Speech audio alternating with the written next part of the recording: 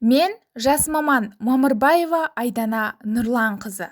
Алматы облысы Қаратал ауданы Үштөбе қаласының Сергей Ильич Морозов атындағы номер 51-ші мектеп-гимназиясының биология пән мұғалімімін.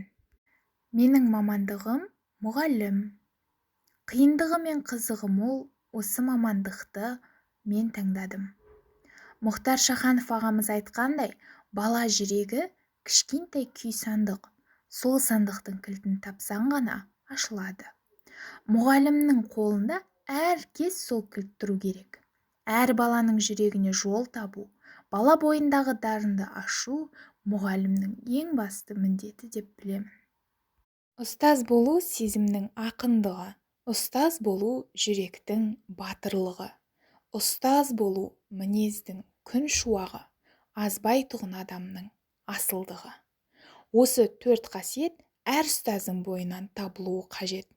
Менің мамандығым әлемдегі ең қажетті мамандықтардың бірі. Сондықтан мамандығымды мен мақтан тұтамын.